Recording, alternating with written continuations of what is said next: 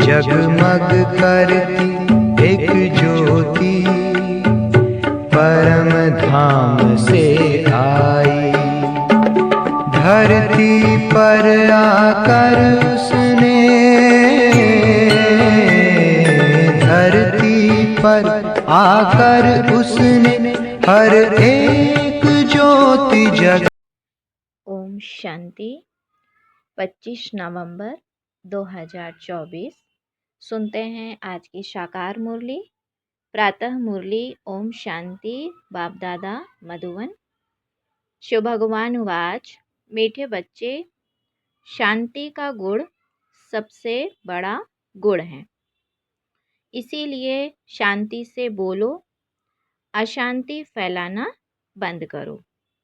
शिव बाबा कहते हैं कि बच्चे जो शांति है ना, शांति अर्थात आत्मा का स्वरूप, स्वधर्म। तो आत्मा जब अपने स्वरूप में, अपने स्वधर्म में स्थित होकर हर कर्म करती है तो बाबा कहते उससे अशांति नहीं फैलती। इसीलिए सदा यह स्मृति में रखो कि मैं आत्मा शांत स्वरूप हूँ। तो इससे क्या होगा, वातावरण में शांति के वाइब्रेशन फैलेंगे और स्वयं में भी शांति की शक्ति बढ़ेगी। तो बाबा बोले, मीठे बच्चे, शांति का गुण सबसे बड़ा गुण है, इसीलिए शांति से बोलो, अशांति फैलाना बंद करो। आज का प्रश्न है, संगम युग पर बाप से बच्चों को कौन सा वर्षा मिलता है? गुणवान बच्चों की निशानियां क्या होंगी? संगम युग पर बाप से बच्चों को कौन सा वर्षा मिलता है? गुणवान बच्चों की निशानियां क्या होंगी? उत्तर में बाबा बोले कि पहला वर्षा मिलता है ज्ञान का, दूसरा है शांति का, तीसरा है गुणों का। तो कहा गुणवान बच्चे सदा खुशी में रहेंगे, किसी का अवगुण नहीं देखेंगे, किसकी कंप्लेन नहीं करेंगे, जिसमें अवगुण है उनका संग भी नहीं करेंगे। कोई ने कहा कुछ तो सुना अनसुना कर अपनी मस्ती में मस्त रहेंगे, है ना। तो शिव बाबा क्या बोलते हैं कि संगम युग में जो बच्चे हैं बाप के, उनको पहले तो ज्ञान का वर्षा मिलता है, और जो गुणवान बच्चे होंगे उनके लिए बाबा ने कहा वो सदा खुशी में रहेंगे, उन्हें किसी से कोई कंप्लेन नहीं होगी और ना ही वो अवगुणों का संग करेंगे, और किसी ने कुछ कहा भी तो उसे सुना अनसुना कर अपनी मस्ती में मस्त रहेंगे। सुनते हैं मुरली को विस्तार से। ओम शांति, ओम शांति। रूहानी बाप अर्थात शिव बाबा बैठ रूहानी बच्चों को समझाते हैं। एक तो तुमको बाप से ज्ञान का वर्षा मिल रहा है, बाप से भी गुण उठाना है, और फिर इन चित्रों से, चित्र अर्थात लक्ष्मी नारायण से भी गुण उठाना है। बाप को कहा जाता है शांति का सागर, तो शांति भी धारण करनी चाहिए। शांति के लिए ही बाप समझाते हैं, एक दो से शांति से बोलो, यह गुण उठाया जाता है। ज्ञान का गुण उठा ही रहे हो, यह नॉलेज पढ़नी है। यह नॉलेज सिर्फ यह विचित्र बाप ही पढ़ाते हैं। विचित्र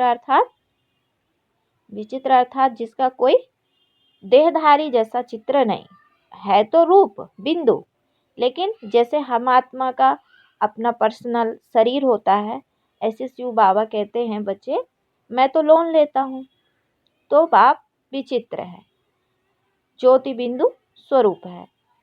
तो ऐसा शिव बाप हमको पढ़ाते हैं। विचित्र आत्माएं अर्थात बच्चे पढ़ते हैं, यह है यहाँ की नई खूबी, जिसको और कोई जानते नहीं है, है ना। एक नई बात है ना कि आत्माएं पढ़ती हैं, और आत्माओं का जो बाप है सुप्रीम सोल निराकार, वो बच्चों को पढ़ाते हैं, जिसको और कोई नहीं जानते। यहाँ की यह नई खूबी है। श्री कृष्ण जैसे दैवी गुण भी धारण करने हैं। श्री कृष्ण जैसे दैवी गुण भी धारण करने हैं। बाप ने समझाया है, मैं शांति का सागर हूँ। तो शांति यहाँ स्थापन करनी है। कहाँ? पुरुषोत्तम संगम युग में। तो अशांति खत्म होनी है। अपनी चलन को देखना चाहिए। बाबा कहते हैं अपनी चलन को, चलन अर्थात एक्टिविटीज, प्रैक्टिकल। तो कहाँ तक हम शांत में रहते हैं? शांत अर्थात अपने आत्मिक स्थिति की स्मृति में, स्वरूप में, क्योंकि आत्मा का मूल गुण क्या है? शांति। तो कहाँ तक रहते हैं? बहुत पुरुष लोग होते हैं जो शांति पसंद करते हैं। पुरुष पुरुष पुरुष किसे कहा जाता है? बाबा कहते हैं कि बहुत पुरुष लोग होते हैं जो शांति पसंद करते हैं, समझते हैं कि शांत रहना अच्छा है। शांति का गुण भी बहुत भारी है, परंतु शांति कैसे स्थापन होगी? शांति का अर्थ क्या है? क्या है शांति? वास्तव में शांति शांति चिल्लाते हैं, है क्या शांति? ये भारतवासी बच्चे नहीं जानते। बाप भारतवासियों के लिए ही कहेंगे। शिव बाबा कहते हैं कि बाप भारत में ही आते हैं। बाप भारत में ही आते हैं, आते भी भारत में हैं। तो अभी तुम समझते हो, तुम माना आत्माएं बच्चे समझते हो, बरोबर अंदर में भी शांति जरूर होनी चाहिए। अंदर माना अपने अंदर, है ना? क्योंकि बाबा क्या कहता है, जब तक स्वयं के अंदर शांति नहीं होगी, आत्मा शांत स्वरूप में स्वयं पहले स्थित नहीं होगी, तो बाहर भी शांति नहीं हो सकती। तो पहले अंदर शांति चाहिए। ऐसे नहीं कोई अशांत करे तो खुद भी अशांत करना है। संग का रंग तुरंत लग जाए। कोई क्रोधित हो तो बराबर से क्रोध करना है? नहीं। अशांत होना यह भी अवगुण है। बाबा कहते हैं कि अभी बाबा ने बोला ना कि बच्चे तुम्हें श्री कृष्ण जैसे दैवी गुण धारण करने हैं। तो श्री कृष्ण को हमेशा हर्षित मुख दिखाया, है ना? हर परिस्थिति में वो मुस्कुराते हुए दिखाया। तो बाबा ने कहा कि बच्चे अशांत होना यह भी अवगुण है। अवगुण को निकालना है, हर एक से गुण ग्रहण करना है। अवगुण तरफ देखना भी नहीं चाहिए। भल आवाज सुनते करते हो तो भी खुद शांत रहना चाहिए, क्योंकि बाप और दादा दोनों शांत रहते हैं। शांत माना अपने आत्मिक के स्वधर्म में। आत्मिक स्वधर्म क्या है? शांत स्वरूप, बीज रूप स्टेज। कभी बिगड़ते नहीं है। बिगड़ना माना देह भान में आना। बिगड़ता कौन है? जिसको देह का भान है, और जिसको आत्मा का भान है वो सदा शांत होता है। बाबा ने कहा वो कभी बिगड़ते नहीं हैं, रड़ी नहीं मारते। ये ब्रह्मा भी सीखा है ना, जितना शांत में रहो उतना अच्छा है। अर्थात किसी भी प्रकार की न मन से न तन से कोई हिंसा नहीं। अपनी इंद्रियों को भी समय प्रमाण, जरूरत प्रमाण उपयोग करना उचित है। तो कहा शांति से ही याद कर सकते हैं, क्योंकि उससे एनर्जी सेफ रहती है, व्यर्थ एनर्जी नहीं जाती। तो बाप कहते हैं अशांति वाले याद कर ना सके। जिनमें मन चंचल होता है वो इंद्रियों को व्यर्थ कर्मों में, व्यर्थ संकल्पों में, व्यर्थ बोल में, व्यर्थ सुनने में, व्यर्थ देखने में कंट्रोल नहीं कर पाते। तो कहा जितना इंद्रियों से कर्म लेने की जरूरत है उतना कर्म लो, और उसके बाद अपने शांत स्वरूप में स्थित हो जाओ। उदाहरण के लिए कछुआ क्या करता है? अपनी इंद्रियों से कर्म प्रमाण, जब उसको जरूरत होता है अपनी इंद्रियों से बाहर कर्म करने के लिए इंद्रियों को बाहर उपयोग करता है, और फिर उसके बाद वापस अपने मूल स्वरूप में। तो बाबा कहते हैं कि बच्चे शांति से ही याद कर सकते हैं, क्योंकि शांति में याद की शक्ति बढ़ जाती है। अशांति वाले याद कर ना सके, क्यों? क्योंकि मन चलायमान है। हर एक से गुण ग्रहण करना ही है। क्योंकि क्या बनना है हमें? सर्वगुण संपन्न, सर्वगुण संपन्न, 16 कला संपूर्ण, संपूर्ण निर्विकारी, है ना, मर्यादा पुरुषोत्तम, डबल अहिंसक। तो दत्तात्रेय आदि के मिसाल भी यहाँ से लगते हैं। कौन है दत्तात्रेय? दत्तात्रेय, जिसने अपना सब कुछ दे दिया। जो तीन देवता है ना, 3 देवता, ब्रह्मा विष्णु महेश, त्रय माना 3। तो बाबा कहते हैं आदि, दत्तात्रेय आदि के मिसाल भी यहाँ से लगते हैं, अर्थात दत्तात्रेय यहाँ ही बनना। बाबा कहते हैं ना, कर्म अनुसार नाम पढ़ते हैं, तो कर्म किसके क्या है उसको वही टाइटल मिलता है। तो बाबा ने कहा देवताओं जैसे गुणवान तो कोई होते नहीं, एक ही मूल विकार मूल है, उस पर तुम विजय पा रहे हो, पाते रहते हो। कर्मेंद्रियों पर विजय पानी है ना, चाहे ज्ञानेंद्रियां हो और चाहे कर्मेंद्रियां हो, मतलब सब पर राज्य करना है ना, आत्मा का स्व पर राज्य करना है, तो राजा बनना है ना। तो अवगुणों को छोड़ देना है, देखना भी नहीं है, बोलना भी नहीं है, ना उनके बारे में चिंतन करना है, ना किसी से उनके बारे में लेन देन करनी है, और न किसी प्रकार से देखना है। जिसमें गुण है उनके पास ही जाना चाहिए। क्यों? क्योंकि संग का रंग चढ़ेगा। तो रहना भी बहुत मीठा शांत है। मीठा कौन बन सकता है? मीठा और शांत, अर्थात जिसको देह का अभिमान ना हो, देह भार ना हो, जो आत्मिक स्थिति में रहता है वो सदा मीठा है, शांत है। थोड़ा ही बोलने से तुम सब कार्य कर सकते हो। शांति की पावर ऐसी होती है, सिर्फ संकल्प मात्र से काम हो जाता है। तो सबसे गुण ग्रहण कर गुणवान बनना है। समझू सयाने जो होते हैं वह शांत रहना पसंद करते हैं। समझदार, जो समझदार होते हैं, जिन त्रिकालदर्शी होते हैं, दूरांदेशी होते हैं, उनमें हमेशा शांति होती है। क्यों? क्योंकि वो जानते हैं कि इसका भूत भविष्य वर्तमान क्या है। तो फिर वो अपनी कर्मेंद्रियों को वहाँ से कंट्रोल कर लेते हैं। तो बाबा ने कहा समझो सयाने जो होते हैं वह शांत रहना पसंद करते हैं। कई भक्त लोग ज्ञानियों से भी सयाने निर्माण चित्त होते हैं। भक्त ज्ञानियों से भी सयाने निर्माण चित्त होते हैं। बाबा तो अनुभवी है ना, जबकि होना चाहिए ज्ञानियों को, लेकिन भक्त भी ऐसे होते हैं, उनसे भी आगे। सयाने अर्थात समझदार, निर्माण चित्त अर्थात नरम, क्योंकि ज्ञानियों को अपने ज्ञान का अहंकार आ जाता है और भक्त भावना वाले होते हैं, तो वो अपनी भावना के कारण ज्ञानियों से भी श्रेष्ठ पद को प्राप्त कर लेते हैं। बाबा तो अनुभवी है ना। बाबा ने कहा बाबा तो अनुभवी है ना। कौन बाबा? बाबा तो देखो 12 गुरु किए थे ना ब्रह्मा बाबा ने, तो उन्हें तो हर एक गुरु का अनुभव देखा, सुना, और खुद भी क्या भक्त थे, नंबर 1 भक्त थे, और ज्ञानियों के संपर्क में आए तो उन्हें पता चला ना अंतर और पुरुषार्थ। तो बाबा कहते हैं यह जिस लौकिक बाप का बच्चा था ब्रह्मा बाबा, वह टीचर था। ब्रह्मा बाबा के जो पिताजी थे वो टीचर थे।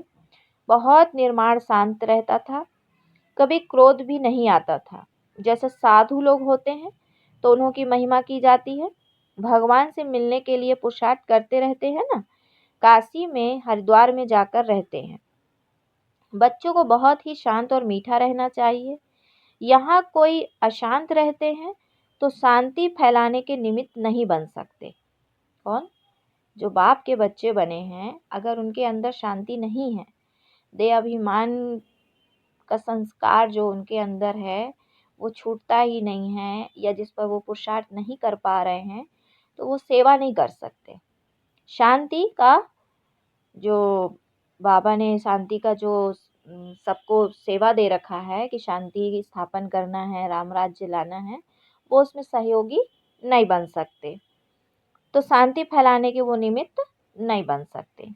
अशांति वाले से बात भी नहीं करनी चाहिए। क्यों? क्योंकि बाबा ने कहा ना, अब जिनके अंदर अवगुण है उनसे बात भी नहीं करनी चाहिए, दूर रहना चाहिए। फर्क है ना। वह बगुले और हंस दे अभिमानी है ना। भूत के आगे बार बार जाओगे तो खुद के अंदर भी भूत प्रवेश कर जाएगा। तो हंस सारा दिन मोती चुगते रहते हैं, अर्थात ज्ञान जल में स्नान करते रहते हैं। उठते बैठते चलते अपने ज्ञान को सिमरण करते रहो।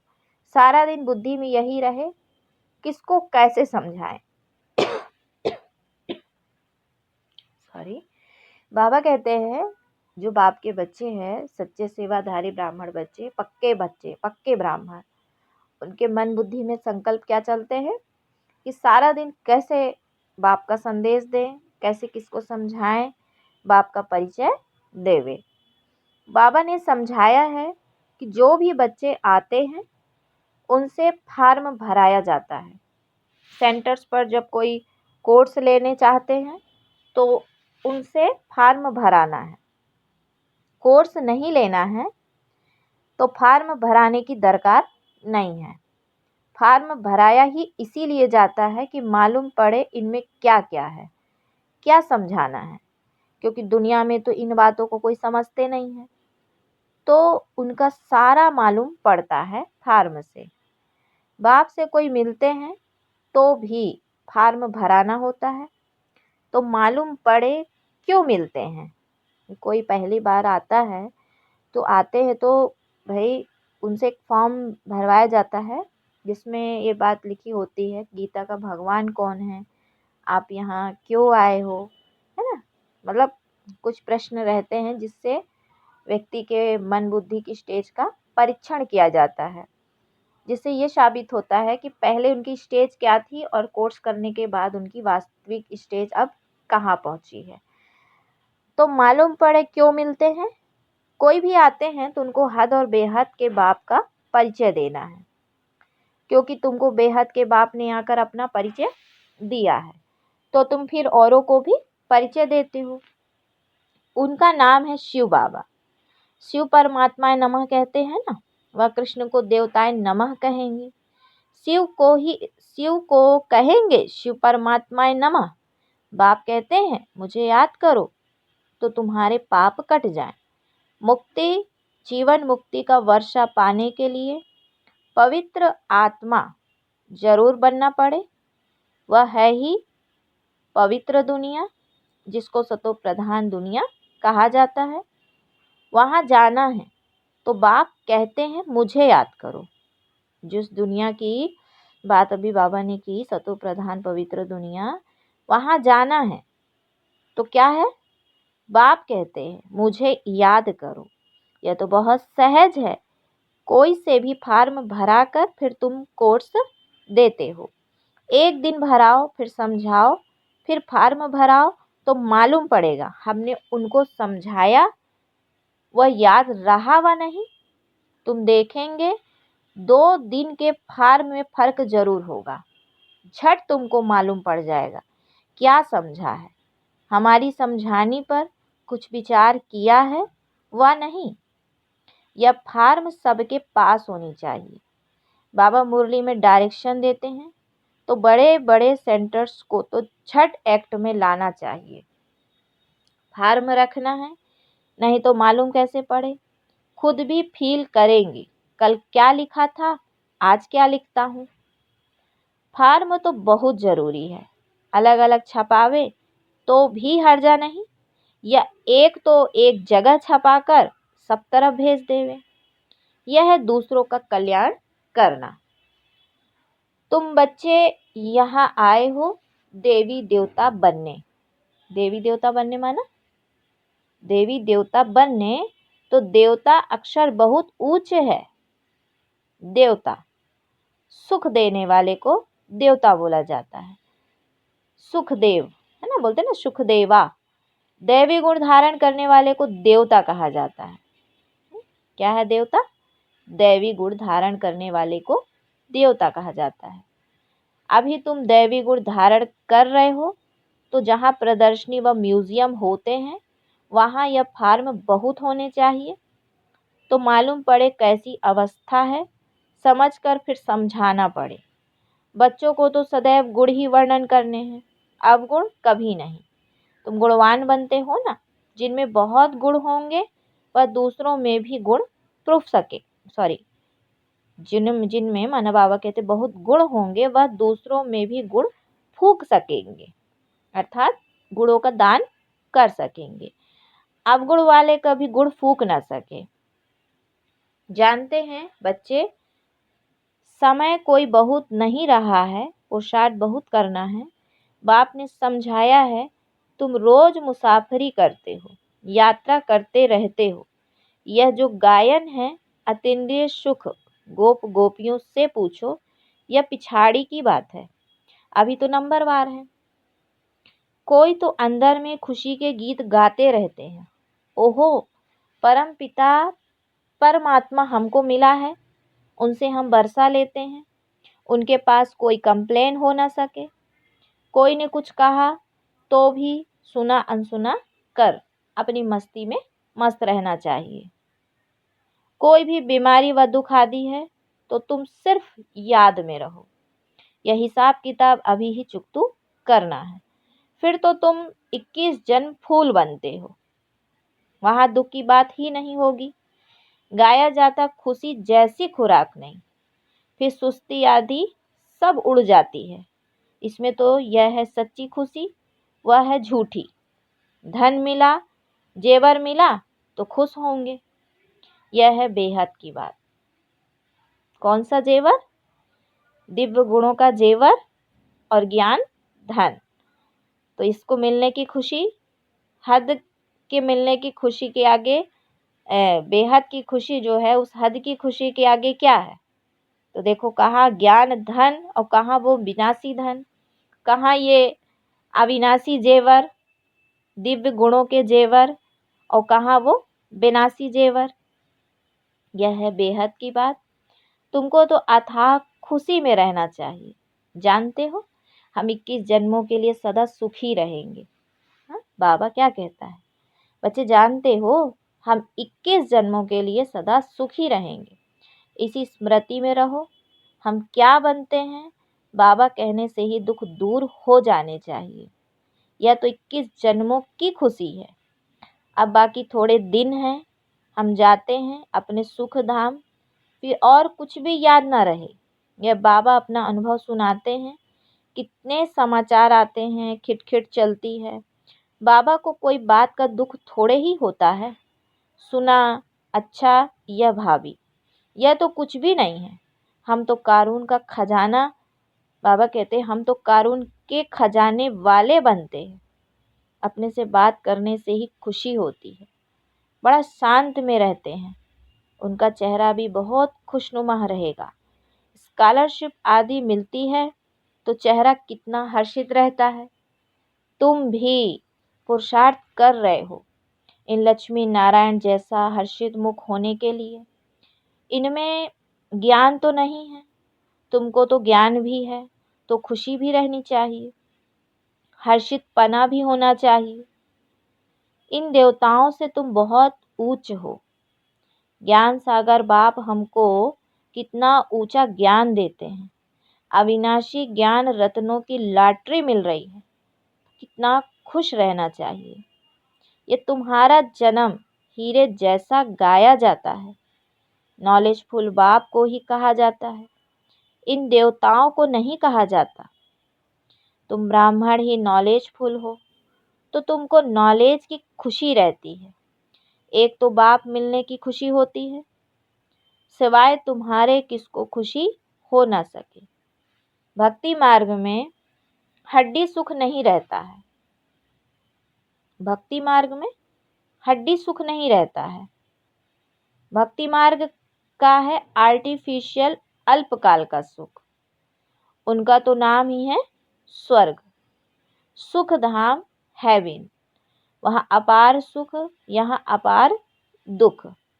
अभी बच्चों को मालूम पड़ता है रावण राज्य में हम कितना छीछी बने, आहिस्ते आहिस्ते नीचे उतरते आए हैं। यह है ही विषय सागर। अब बाप इस विष के सागर से निकाल तुमको क्षीर सागर में ले जाते हैं। बच्चों को यहाँ मीठा बहुत लगता है, फिर भूल जाने से क्या अवस्था हो जाती है। बाप कितना खुशी का पारा चढ़ाते हैं। इस ज्ञान अमृत का ही गायन है। बाबा कहते हैं इस ज्ञान अमृत का ही गायन है। ज्ञान अमृत का गिलास पीते रहना है। यहाँ तुमको बहुत अच्छा नशा चढ़ता है, फिर बाहर जाने से वह नशा कम हो जाता है।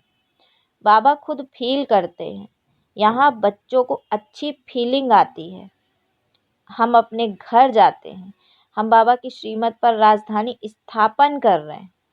हम बड़े वॉरियर्स हैं। ये सब बुद्धि में नॉलेज है जिससे तुम इतना पद पाते हो। पढ़ाते देखो कौन है, बेहद का बाप एकदम बदला देते हैं। तो बच्चों को दिल में कितनी न खुशी होनी चाहिए। यह भी दिल में आना चाहिए कि औरों को भी खुशी देवे। रावण का है श्राप और बाप का मिलता है वर्षा। रावण के श्राप से तुम कितने दुखी अशांत बने हो।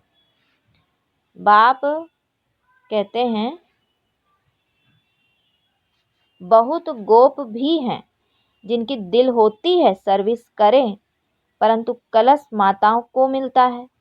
शक्ति दल है ना, वंदे मातरम गाया जाता है, साथ में वंदे पितरम तो है ही। बाबा कहते वंदे मातरम तो गाया जाता है, साथ में वंदे पितरम तो है ही, परंतु नाम माताओं का है। पहले लक्ष्मी फिर नारायण, पहले सीता पीछे राम। यहाँ पहले मेल का नाम फिर स्त्री का लिखते हैं। यह भी खेल है।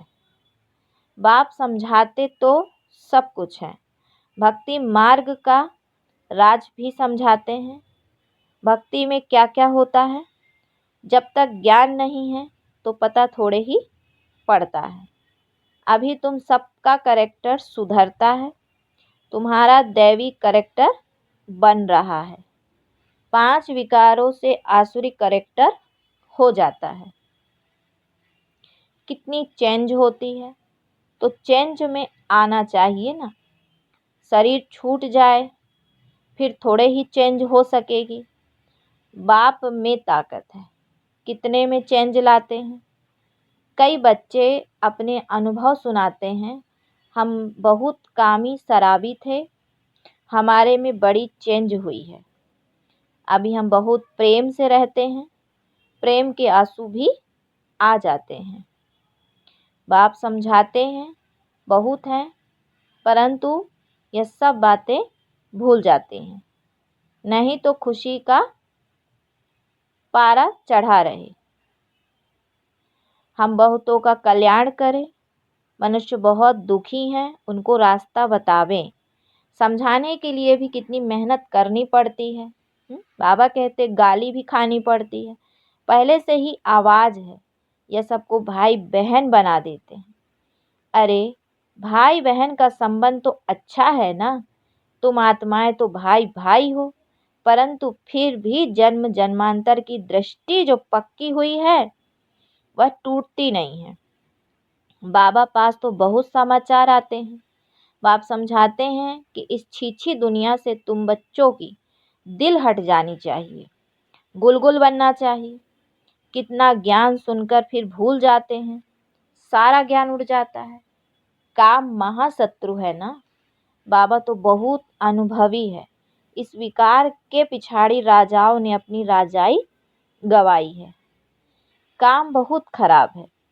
सब कहते भी हैं बाबा यह बहुत कड़ा दुश्मन है। बाप कहते हैं काम को जीतने से तुम विश्व का मालिक बनेंगे, परंतु काम विकार ऐसा कड़ा है जो प्रतिज्ञा करके फिर गिर पड़ते हैं। बहुत मुश्किल से कोई सुधरते हैं। इस समय सारी दुनिया का करेक्टर बिगड़ा हुआ है। पावन दुनिया कब थी, कैसे बनी, इन्होंने राज्य भाग्य कैसे पाया, कभी कोई बता न सके। आगे समय आएगा तुम लोग विलायत आदि में भी जाएंगे, वह भी सुनेंगे पैराडाइज कैसे स्थापन होता है। तुम्हारी बुद्धि में यह सब बातें अच्छी रीति हैं, तो अब तुम्हें यही लात और तात रहनी चाहिए। क्या कि पैराडाइज कैसे स्थापन होता है, तुम्हारी बुद्धि में यह सब बातें अच्छी रीति है, तो अब तुम्हें यही लात और तात रहनी चाहिए और सब बातें भूल जानी है। अच्छा, बाबा फिर बच्चों को याद प्यार देते। मीठे मीठे सिकिलधे बच्चों प्रति माता पिता बाप दादा का याद प्यार और गुड मॉर्निंग। रूहानी बाप की रूहानी बच्चों को नमस्ते। हम रूहानी बच्चों की रूहानी माता पिता बाप दादा को याद प्यार, गुड मॉर्निंग और नमस्ते। सदा रहो हंसते हंसाते, बनो फरिश्ते। धारणा के लिए मुख्य सार है। पहला पॉइंट है, उठते बैठते चलते ज्ञान का सिमरण कर मोती चुगने वाला हंस बनना है। सबसे गुण ग्रहण करने हैं, एक दूसरे में गुण ही फूकने हैं। सबसे गुण ग्रहण करने हैं, एक दूसरे में गुण ही फूकने हैं। दूसरा है, अपना चेहरा सदा खुशनुमा रखने के लिए अपने आप से बातें करनी है। ओहो, हम तो कारून के खजानों के मालिक बनते हैं। ज्ञान सागर बाप द्वारा हमें ज्ञान रत्नों की लॉटरी मिल रही है। ज्ञान सागर बाप द्वारा हमें ज्ञान रत्नों की लॉटरी मिल रही है। फिर बाबा बच्चों को वरदान देते हैं, अपने टाइटल की स्मृति के साथ समर्थ स्थिति बनाने वाले स्वमानधारी भाव। अपने टाइटल की स्मृति के साथ समर्थ स्थिति बनाने वाले स्वमानधारी भाव। डिटेल है, संगम युग पर स्वयं बाप अपने बच्चों को श्रेष्ठ टाइटल देते हैं, तो उसी रूहानी नशे में रहो। जैसा टाइटल याद आए वैसी समर्थ स्थिति बनती जाए। जैसे आपका टाइटल है स्वदर्शन चक्रधारी, तो यह स्मृति आते ही प्रदर्शन समाप्त हो जाए। स्वदर्शन के आगे माया का गला कट जाए। महावीर हूँ, यह टाइटल याद आए तो स्थिति अचल अडोल बन जाए। तो टाइटल की स्मृति के साथ समर्थ स्थिति बनाओ, तब कहेंगे श्रेष्ठ स्वमानधारी। टाइटल की स्मृति के साथ समर्थ स्थिति बनाओ, तब कहेंगे श्रेष्ठ स्वमानधारी। आज का स्लोगन है, भटकती हुई आत्माओं की चाहना पूर्ण करने के लिए परखने की शक्ति को बढ़ाओ। भटकती हुई आत्माओं की चाहना पूर्ण करने के लिए परखने की शक्ति को बढ़ाओ। अच्छा, ओम शांति, ओम शांति।